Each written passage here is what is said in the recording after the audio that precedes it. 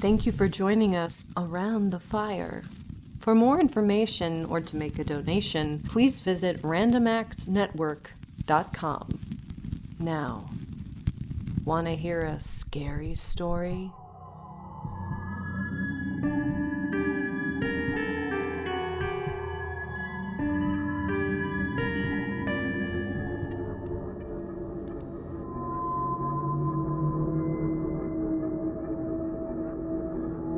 Hello, below there! When he heard a voice thus calling to him, he was standing at the door of his box with a flag in his hand furled round its short pole. One would have thought, considering the nature of the ground, that he could not have doubted from what quarter the voice came, but instead of looking up to where I stood on the top of the steep cutting, nearly over his head, he turned himself about and looked down the line.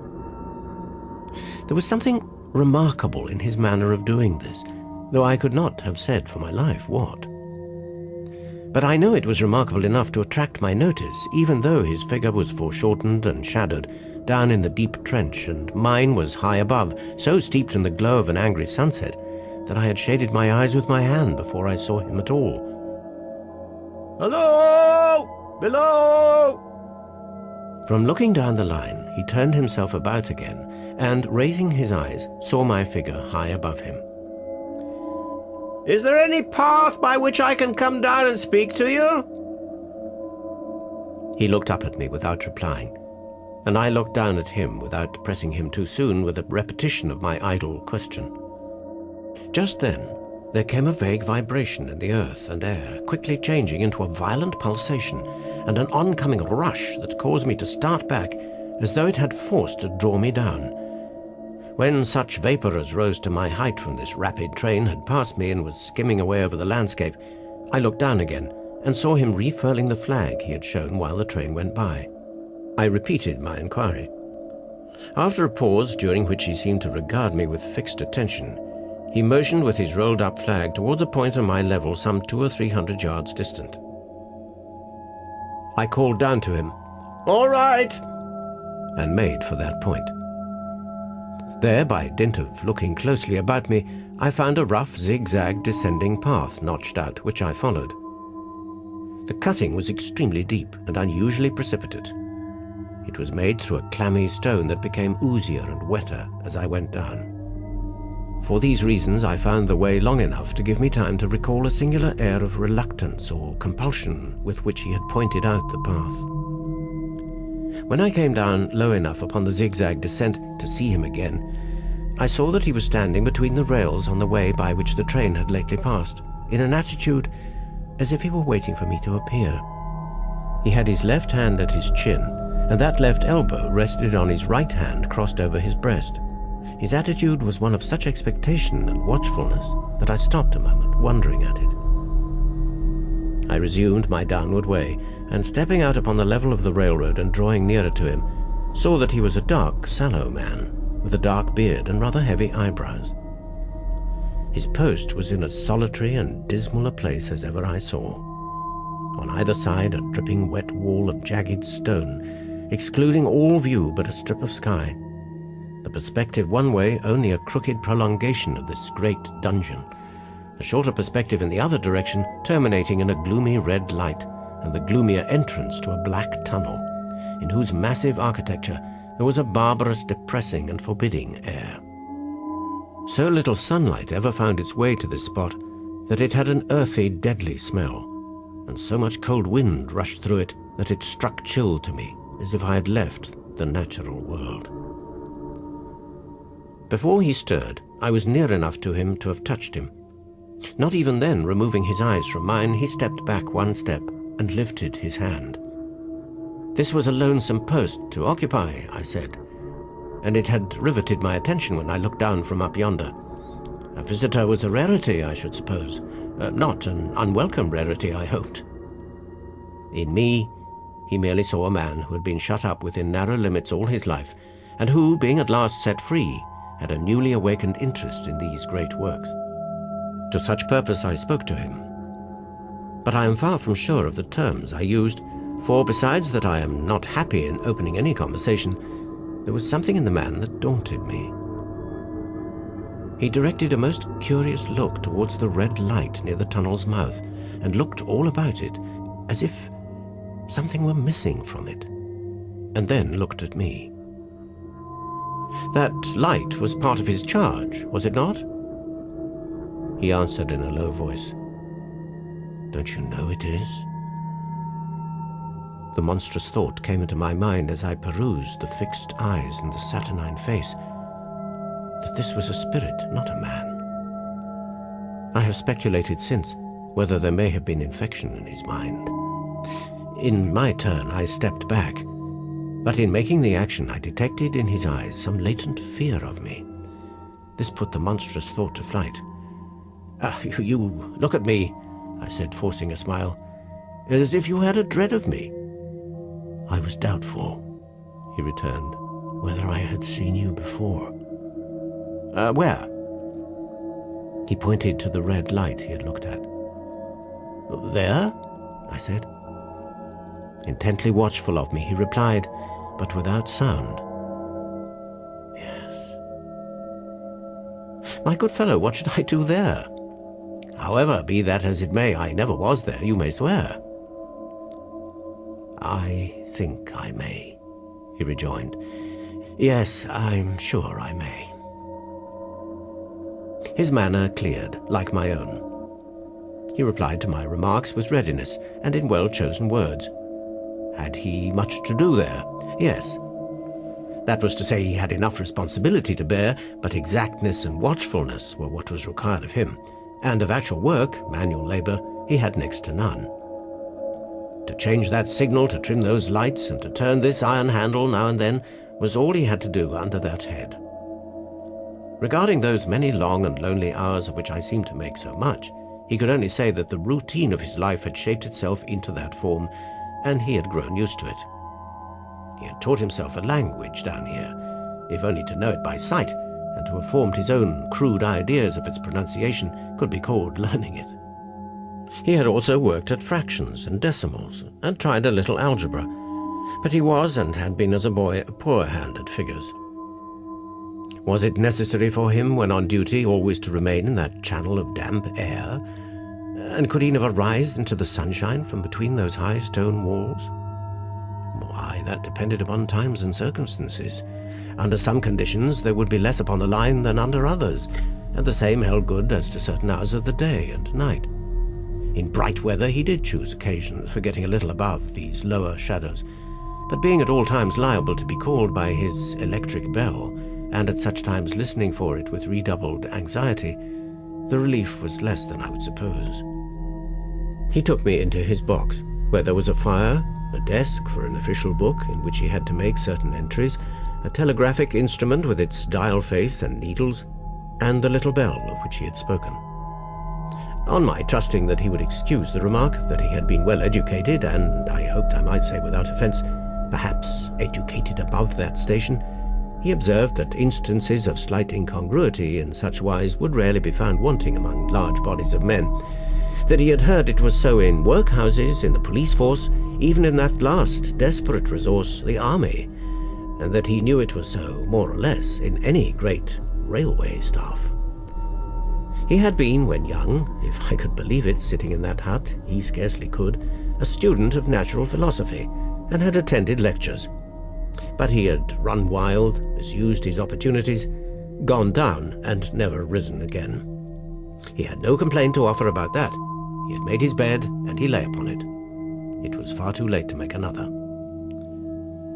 All that I have here condensed, he said in a quiet manner, with his grave dark regards divided between me and the fire.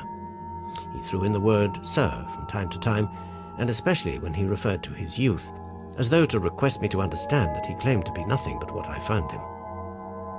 He was several times interrupted by the little bell, and had to read off messages and send replies. Once he had to stand without the door, and display a flag as a train passed and make some verbal communication to the driver. In the discharge of his duties, I observed him to be remarkably exact and vigilant, breaking off his discourse at a syllable, and remaining silent until what he had to do was done. In a word, I should have set this man down as one of the safest of men to be employed in that capacity, but for the circumstance that while he was speaking to me, he twice broke off with a fallen colour, turned his face towards the little bell when it did not ring, opened the door of the hut, which was kept shut to exclude the unhealthy damp, and looked out towards the red light near the mouth of the tunnel. On both of those occasions he came back to the fire with the inexplicable air upon him which I had remarked without being able to define when we were so far asunder. Said I, when I rose to leave him, "You almost make me think that I have met with a contented man." I am afraid I must acknowledge that I said it to lead him on. "I believe I used to be so," he rejoined in the low voice in which he had first spoken. "But I am troubled, sir. I am troubled." He would have recalled the words if he could. He had said them, however, and I took them up quickly. "With what? What is your trouble?" "It is very difficult to impart, sir. It is very, very difficult to speak of. If ever you make me another visit, I will try to tell you." "Oh, but I expressly intend to make you another visit. Say, when shall it be?" "I go off early in the morning, and I shall be on again at 10 tomorrow night, sir." "I will come at 11. He thanked me and went out at the door with me. "I'll show my white light, sir," he said in his peculiar low voice, "till you have found the way up. When you have found it, don't call out. And when you're at the top, don't call out." His manner seemed to make the place strike colder to me, but I said no more than, "Very well." "And when you come down tomorrow night, don't call out." "Let me ask you a parting question. What made you cry, 'Hello, below there,' tonight?" "Well, heaven knows," said I. I cried something to that effect." "Not to that effect, sir. Those were the very words. I know them well." "Admit those were the very words. I said them, no doubt, because I saw you below." "For no other reason?" "What other reason could I possibly have?" "You have no feeling that they were conveyed to you in any supernatural way?" "No." He wished me good night and held up his light. I walked by the side of the down line of rails with a very disagreeable sensation of a train coming behind me until I found the path. It was easier to mount than to descend, and I got back to my inn without any adventure. Punctual to my appointment, I placed my foot on the first notch of the zigzag next night as the distant clocks were striking 11. He was waiting for me at the bottom with his white light on. "I have not called out," I said when we came close together. "May I speak now?" "Oh, by all means, sir." "Good night, then, and here's my hand." "Good night, sir, and here's mine." With that, we walked side by side to his box, entered it, closed the door, and sat down by the fire. "I have made up my mind, sir," he began, bending forward as soon as we were seated, and speaking in a tone but a little above a whisper, "that you shall not have to ask me twice what troubles me. I took you for someone else yesterday evening. That troubles me." "That mistake?" "No. That's someone else." "Who is it?" "I don't know." "Like me?" "I don't know. I never saw the face. The left arm is across the face, and the right arm is waved, violently waved, this way." I followed his action with my eyes, and it was the action of an arm, gesticulating with the utmost passion and vehemence. "For God's sake, clear the way." "One moonlight night," said the man, "I was sitting here when I heard a voice cry, 'Hello, below there.' I started up, looked from that door, and saw this someone else standing by the red light near the tunnel, waving, as I just now showed you. The voice seemed hoarse with shouting, and it cried, 'Look out! Look out!' And then again, 'Hello, below there! Look out!' I caught up my lamp, turned it on, and ran towards the figure, calling, "What's wrong? What has happened? Where?" It stood just outside the blackness of the tunnel. I advanced so close upon it that I wondered at its keeping the sleeve across its eyes. I ran right up at it and had my hand stretched out to pull the sleeve away, when it was gone.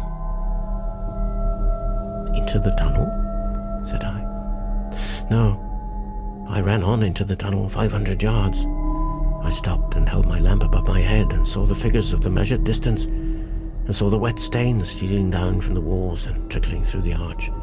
I ran out again, faster than I'd run in, for I had a mortal abhorrence of the place upon me. And I looked all round the red light with my own red light, and I went up the iron ladder to the gallery atop of it, and I came down again and ran back here. I telegraphed both ways. 'An alarm has been given. Is anything wrong?' The answer came back both ways. 'All well.' Resisting the slow touch of a frozen finger tracing out my spine, I showed him how that this figure must be a deception of his sense of sight, and how that figures originating in disease of the delicate nerves that minister to the functions of the eye were known to have often troubled patients, some of whom had become conscious of the nature of their affliction, and had even proved it by experiments upon themselves. 'As to the imaginary cry,' said I, do but listen for a moment to the wind in this unnatural valley while we speak so low, and to the wild harp it makes of the telegraph wires.'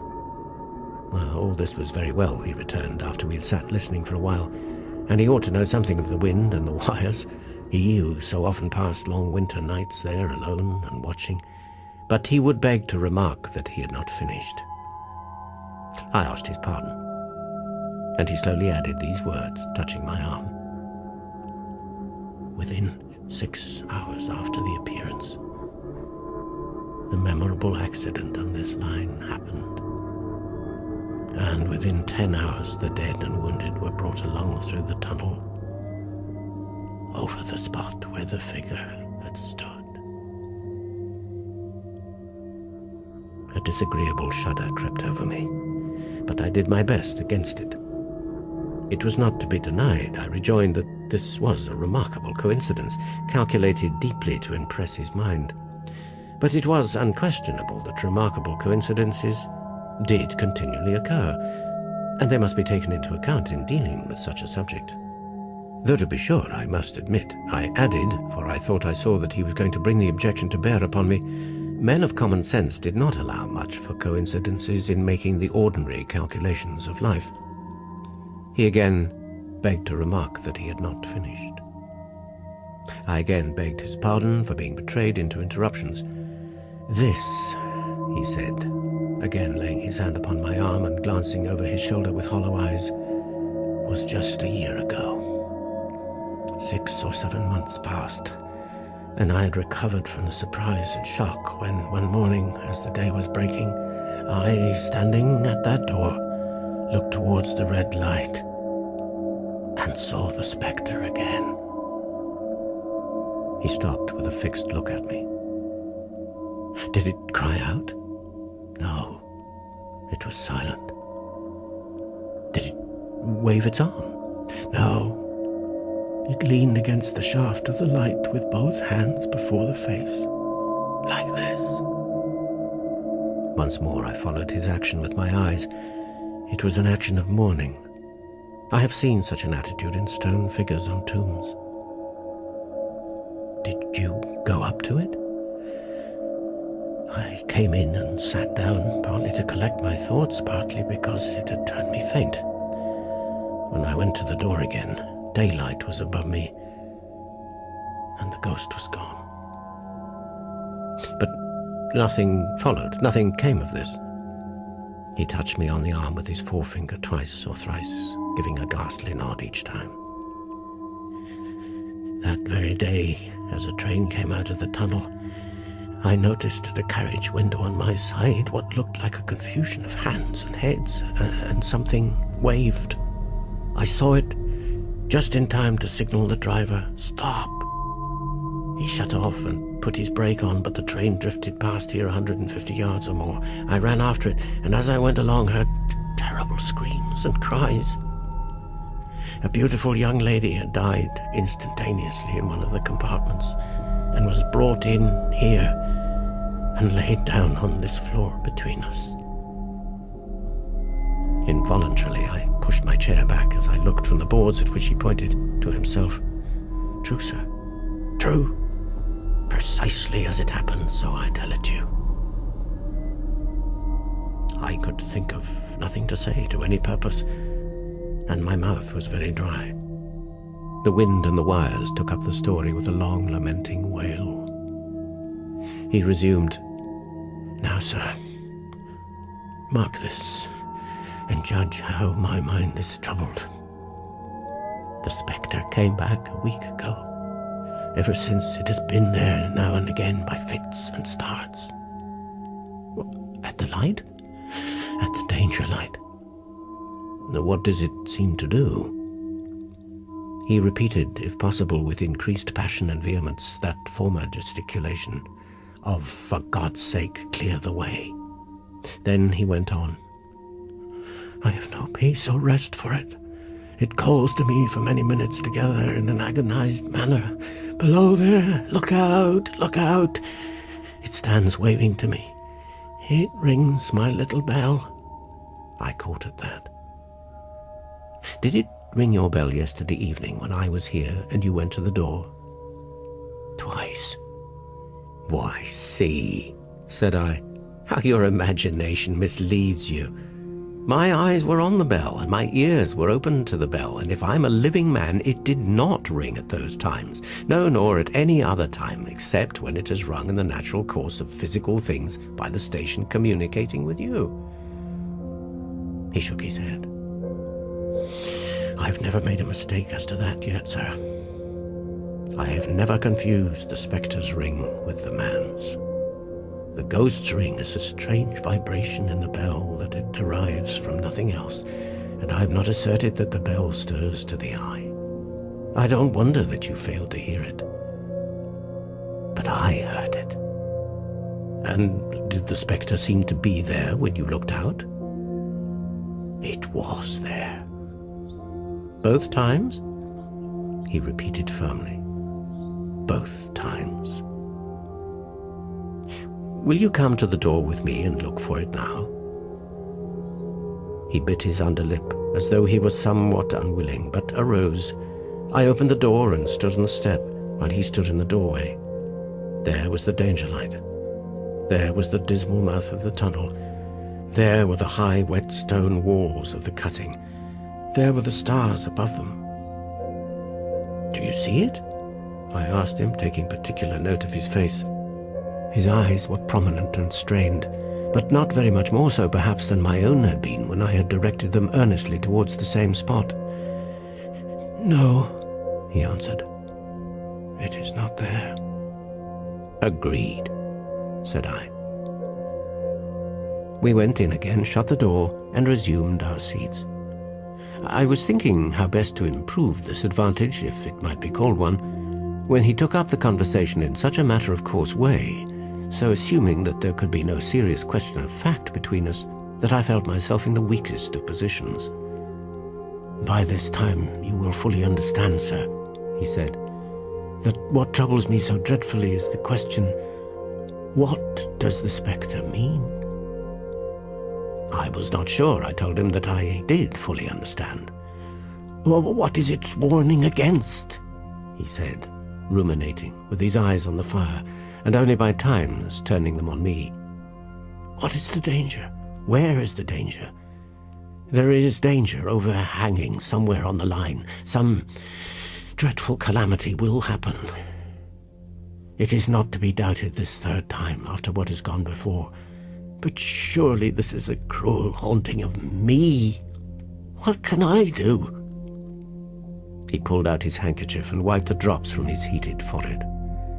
"If I telegraph danger on either side of me, or on both, I can give no reason for it," he went on, wiping the palms of his hands. "I should get into trouble and do no good. They would think I was mad. This is the way it would work. Message. Danger. Take care. Answer. What danger? Where? Message. Don't know, but for God's sake, take care. They would displace me. What else could they do? His pain of mind was most pitiable to see. It was the mental torture of a conscientious man, oppressed beyond endurance by an unintelligible responsibility involving life. When it first stood under the danger light, he went on, putting his dark hair back from his head and drawing his hands outward across and across his temples in an extremity of feverish distress, why not tell me where that accident was to happen, if it must happen? Why not tell me how it could be averted, if it could have been averted? Oh, when on its second coming it hid its face, why not tell me instead she is going to die? Let them keep her at home. If it came on those 2 occasions only to show me that its warnings were true and so to prepare me for the third, why not warn me plainly now?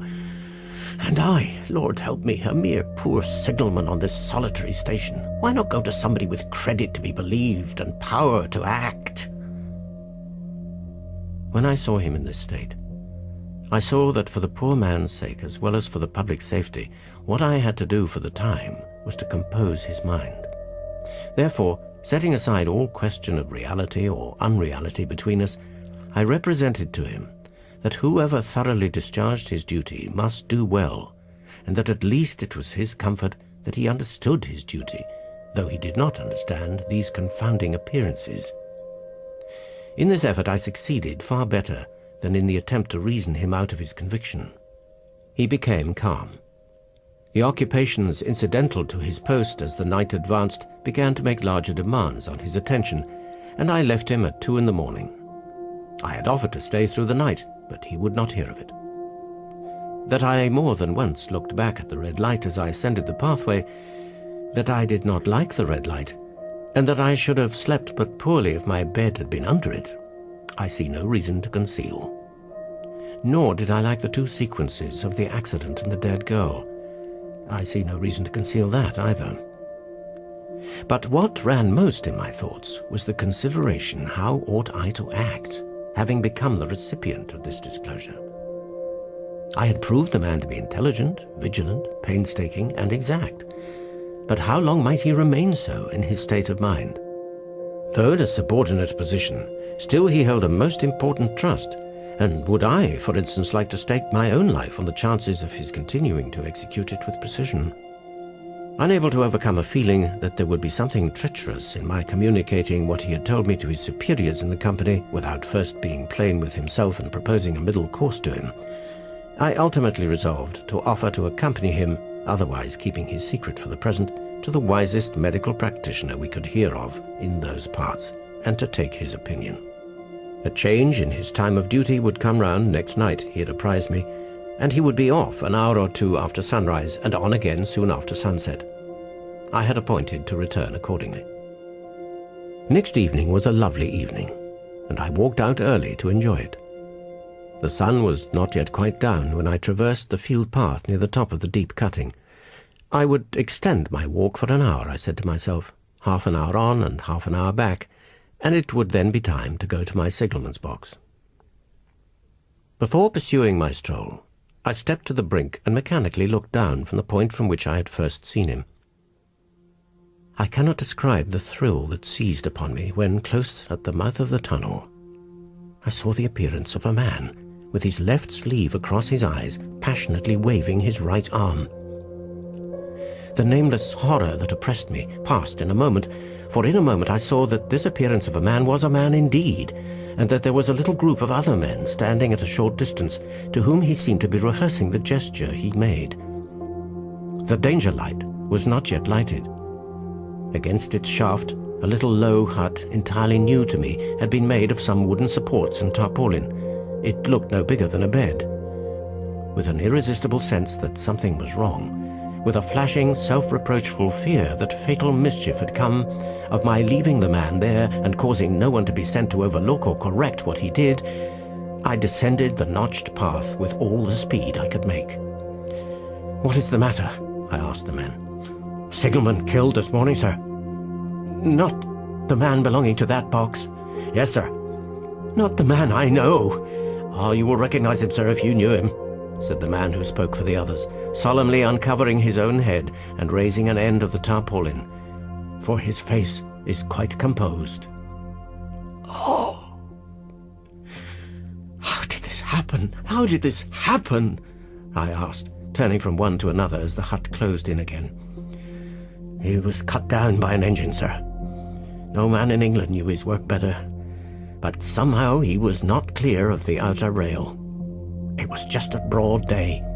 He had struck the light and had the lamp in his hand. As the engine came out of the tunnel, his back was towards her, and she cut him down. That man drove her and was showing how it happened. Show the gentleman, Tom." The man, who wore a rough, dark dress, stepped back to his former place at the mouth of the tunnel. "Coming round the curve in the tunnel, sir," he said. "I saw him at the end, like as if I saw him down a perspective glass. There was no time to check speed, and I knew him to be very careful. As he didn't seem to take heed of the whistle, I shut it off when we were running down upon him and called to him as loud as I could call." "What did you say?" "I said, 'Below there, look out, for God's sake, clear the way.'" I started. It was a dreadful time, sir. I never left off calling to him. I put this arm before my eyes not to see, and I waved this arm to the last, but it was no use. Without prolonging the narrative to dwell on any one of its curious circumstances more than on any other, I may, in closing it, point out the coincidence that the warning of the engine driver included not only the words which the unfortunate signalman had repeated to me as haunting him, but also the words which I myself, not he, had attached, and that only in my own mind, to the gesticulation he had imitated.